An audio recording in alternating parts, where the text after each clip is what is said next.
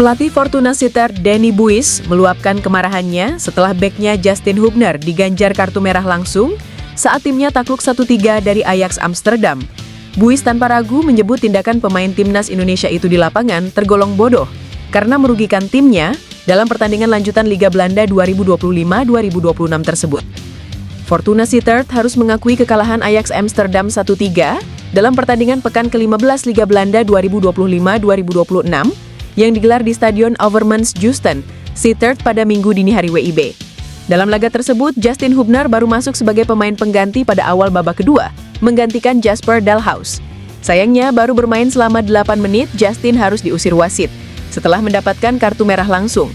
Pemain timnas Indonesia itu melakukan tackle keras dari belakang kepada pemain Ajax, Rayani Bunida. Buis menilai pelanggaran yang dilakukan Justin tanpa perhitungan dan sangat bodoh, mengingat situasinya. Justin Hubner hanya menabraknya dari belakang. Itulah yang dia lakukan sepanjang pertandingan. Tapi lihat apa yang dilakukan Hubner selanjutnya sungguh bodoh, kata Buis. Buis menegaskan kartu merah yang diterima Justin Hubner harus dijadikan pelajaran berharga agar tidak merugikan tim lagi di masa depan. Pelatih asal Belanda itu mengakui kekalahan kali ini sangat menyakitkan bagi Fortuna Sittard. Pelatih Timnas Indonesia U22 Indra Syafri mengungkap persiapan timnya jelang menghadapi Timnas Filipina U22. Diketahui skuad Garuda Muda harus berjuang tanpa Marcelino Ferdinand. Indra tegaskan Garuda Muda sudah siap tempur melawan Filipina. Meski tanpa Marcelino, Indra menilai komposisi skuadnya sudah lengkap. Timnas Indonesia U22 akan memulai perjuangannya dengan melawan Filipina di 700 Anniversary Stadium, Chiang Mai, Thailand, Senin 8 Desember 2025, pukul 18.00 WIB. Ini merupakan laga perdana Grup C SEA Games 2025. Jelang laga krusial itu, skuad Timnas Indonesia U22 sudah lengkap berkekuatan 23 pemain. Menyoal persiapan, Indra menegaskan, semuanya dalam kondisi yang bagus. Kata dia, Ivar Jenner CS sudah siap tempur di SEA Games 2025. Para pemain siap bertanding pada laga pertama tanggal 8 dan laga kedua tanggal 12, tegasnya. Setelah melawan Filipina, Timnas Indonesia U22 akan menghadapi Myanmar pada Jumat 12 Desember 2025. Garuda Muda diharapkan bisa keluar sebagai juara grup, guna melaju ke babak semifinal. Gelandang Persib Bandung Tom Haye angkat bicara soal rumor Giovanni van Bronckhorst menjadi pelatih baru Timnas Indonesia. Tetapi Haye enggan berkomentar banyak. Tom Haye yang kerap diandalkan di Timnas Indonesia itu lebih memilih untuk menunggu pengumuman resmi. Kini, kursi pelatih Timnas Indonesia memang masih kosong, usai Patrick Kluivert resmi terdepak. Sebagaimana diketahui, nama Van Bronckhorst menjadi salah satu nama yang cukup kencang dirumorkan menjadi pelatih baru Timnas Indonesia. Media-media luar bahkan juga turut menyoroti rumor tersebut. Terkait rumor Van Bronckhorst, Haye mengaku mendengar soal rumor-rumor calon pelatih Timnas Indonesia. Tapi, gelandang 30 tahun itu tidak ingin memberikan komentarnya secara spesifik. Saya tidak bisa menyebut nama spesifik. Saya mendengar informasi yang sama seperti kalian, kata Haye. Haye menjelaskan bahwa dirinya saat ini hanya menunggu siapa sosok pelatih baru yang akan diumumkan oleh PSSI. Setelah itu baru dia ingin berkomentar lebih jauh.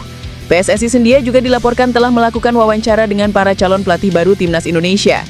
Namun federasi masih menutup rapat siapa nama-nama pelatih tersebut. PSSI sudah berupaya dengan ekstra untuk melobi tim pemain yang dibutuhkan Timnas U22 di ajang SEA Games. 3 dari 4 pemain sudah bergabung dengan Indra Syafri di Thailand, yakni Dion Marks, Ivar Jenner, dan Mauro Zelstra, guna menghadapi SEA Games. Satu-satunya pemain yang gagal bergabung yakni Marcelino karena mengalami cedera, sehingga digantikan pemain lainnya. Timnas Indonesia tengah mempersiapkan diri untuk menghadapi laga perdana melawan Filipina di pertandingan Grup C.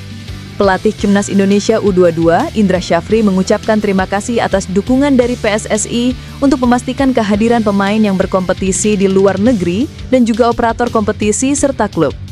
Hal ini bukan tanpa alasan, karena SEA Games tidak masuk dalam kalender FIFA Matchday, sehingga klub jarang memberikan izin kepada pemain untuk bergabung. Terima kasih untuk PSSI yang berupaya memastikan pemain-pemain abroad seperti Ivar Jenner, Mauro Zelstra, dan Dion Marks yang bisa ikut dan sudah bergabung bersama Timnas U22 di SEA Games 2025 ini, walaupun bukan kalender FIFA Matchday. Selain itu, terima kasih juga untuk I-League dan klub-klub luar negeri yang sudah membantu dalam pembentukan skuad Timnas SEA Games 2025, katanya. Timnas Indonesia tergabung di Grup C bersama Filipina dan Myanmar. Pada edisi sebelumnya, Timnas Indonesia menjadi juara yang akan berusaha keras dipertahankan pada edisi kali ini.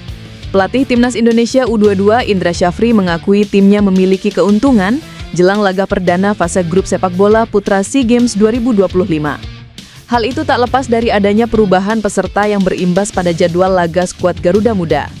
Timnas Indonesia U22 tergabung di grup C bersama Myanmar dan Filipina. Awalnya Garuda Muda dijadwalkan tampil dalam 3 laga fase grup, termasuk melawan Singapura pada 5 Desember. Namun setelah Kamboja memutuskan mundur dari kompetisi, Singapura dipindahkan ke grup A dan membuat Muhammad Ferrari dan kawan-kawan kini hanya menjalani 2 pertandingan di babak penyisihan. Situasi itu dirasa Indra punya keuntungan tersendiri. Jadi tim Merah Putih punya waktu persiapan lebih panjang. Laga perdana Timnas Indonesia U22 akan berlangsung 8 Desember 2025 kontra Filipina pada pukul 18.00 WIB di 700 Anniversary Stadium, Chiang Mai. Timnas Indonesia U22 memastikan diri dalam kondisi siap menghadapi cabang olahraga sepak bola SEA Games 2025 di Thailand. Pelatih Indra Syafri menegaskan bahwa persiapan berjalan positif dengan komposisi 23 pemain yang sudah lengkap jelang turnamen. Per hari ini skuad kami sudah lengkap, 23 pemain sesuai regulasi. Kami berada di training camp dan akan bergerak ke Chiang Mai pada tanggal 6 siang, ucapnya. Ketua Umum PSSI Erick Thohir telah menerima hasil wawancara calon pelatih baru Timnas Indonesia yang diserahkan oleh Exco PSSI. Proses seleksi pelatih baru Timnas Indonesia semakin mendekati tahap akhir setelah Endri Irawan selaku Exco PSSI menyerahkan hasil wawancara kepada Ketum PSSI. Wawancara dengan para calon pelatih telah dilakukan di benua Eropa beberapa waktu lalu. Exco PSSI telah melakukan serangkaian wawancara dengan beberapa kandidat yang masuk dalam daftar pendek calon pelatih Timnas Indonesia. Proses ini merupakan bagian dari upaya PSSI untuk mencari pengganti Patrick Kluivert yang dipecat pada Oktober lalu. Mantan pemain Barcelona itu didepak PSSI karena hasil yang tidak memuaskan di sisa laga kualifikasi Piala Dunia 2026. Kandidat-kandidat yang diwawancarai merupakan nama-nama yang telah melalui proses seleksi awal dan dipandang memenuhi kriteria yang ditetapkan oleh PSSI. Hasil wawancara tersebut kini telah berada di tangan Ketum PSSI untuk dipertimbangkan sebelum keputusan final diambil.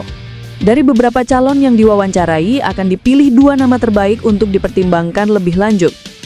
Kriteria utama dalam pemilihan pelatih baru Timnas Indonesia mencakup pengalaman, visi, dan kemampuan untuk mengembangkan. Kabar mengejutkan datang dari Italia. Konsistensi J.I. Jazz bersama Sassuolo membuat AC Milan dikabarkan sangat serius mendekati kapten Timnas Indonesia tersebut. Jurnalis Sky Sports Luca Cili melaporkan bahwa Milan memantau Ijaz secara intens. Menurutnya, ada 3 faktor utama yang membuat Rossoneri jatuh hati, yakni usia masih muda yakni 25 tahun, potensi berkembang yang sangat besar dan fleksibilitas bermain di skema 3 maupun 4 back.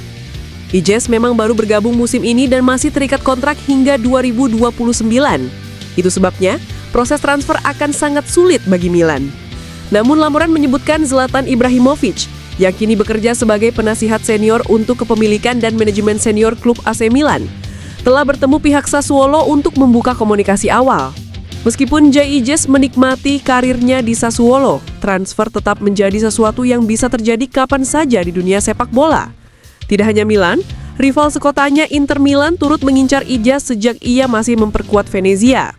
Jurnalis Italia Pasquale Guaro yang berspesialisasi dalam berita transfer pemain sepak bola menyebutkan bahwa Inter Milan bahkan berencana merekrut Ijaz dan rekan setimnya, Tarek Muharremovic. Namun Inter Milan sebelumnya gagal karena harga Venezia dinilai terlalu tinggi. Kini peluang kembali terbuka bagi Inter untuk merekrut J.I. Jazz.